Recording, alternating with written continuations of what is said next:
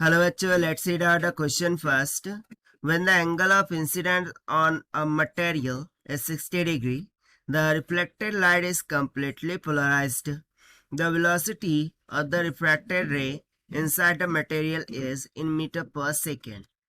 So यहाँ पर देखिए बेसिकली क्या हो रहा है कि जब angle of incident for the material वो 60 डिग्री के बराबर हो जाए, ठीक, सो उस कारण से जो रिफ्लेक्टेड लाइट है वो कम्प्लीटली पोलराइज हो रही है। अब देखिए कम्प्लीटली पोलराइज ये हमें कौन बताता है? ब्रिस्टर्स लॉ, यानी कि यहाँ पर ब्रिस्टर्स लॉ का कंसेप्ट लगने वाला है। सो हमें फाइंड क्या करना है? द वेलोसिटी ऑफ रिफ्रैक्टेड रे इनसाइड द मटेरियल। तो चलिए स्टार्ट करते हैं सोल्यूशन से, but before of its let's talk about the key concept which we are going to use here for this question. So first concept यहाँ पर लगने वाला है रिफ्रैक्टिव इंडेक्स का, जो कि होता है mu is equals to C by V, यहाँ पर C speed of light in vacuum और वी क्या होता है? Speed of light in medium, जो कि हमें फाइंड करना है ना। सेकंड कंसेप्ट देखिए, यहाँ पर मुझे म्यू की वैल्यू पता होनी चाहिए रिफ्रैक्टिव इंडेक्स, सो उसके लिए हम लगाएंगे ब्रिस्टर्स लॉ।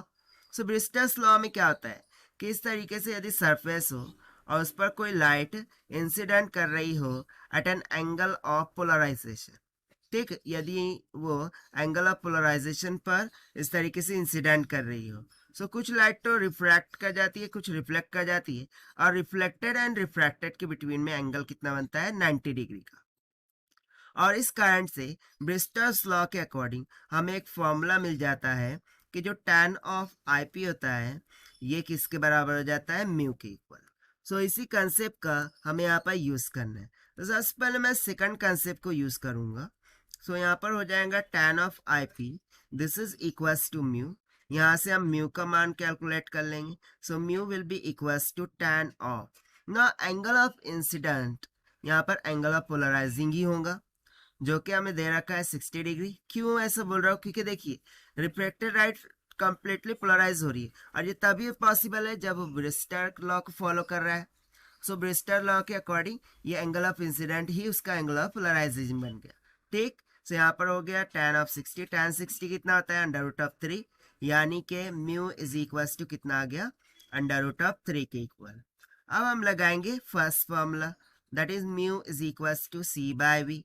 मुझे कैलकुलेट करना है v, so v will be equals to c by mu, ना c speed of light in vacuum, so उसका फॉर्मूला तो आपको पता है 3 इंटू 10⁻² का 8 मीटर पर सेकेंड होता है, डिवाइड कर देंगे म्यू से। सो म्यू कितना हो गया? Under root of 3। ना 3 को हम under root 3 into under root 3 लिख सकते हैं। सो ये हो जाएगा under root 3 into under root 3 divided by under root 3 into 10⁻² का 8।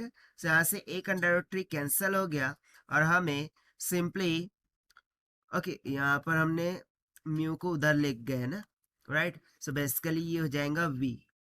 सो यहाँ से देखिए v means velocity of light in velocity of refracted रे इन मटेरियल, वो कितनी निकल के आ गई?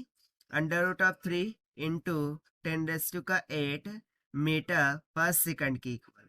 और यही हो जाएगा हमारा आंसर फॉर दिस क्वेश्चन, जिसको हमने सॉल्व किया by using the conceptual formula of refractive index and Brewster's law के कॉन्सेप्ट से।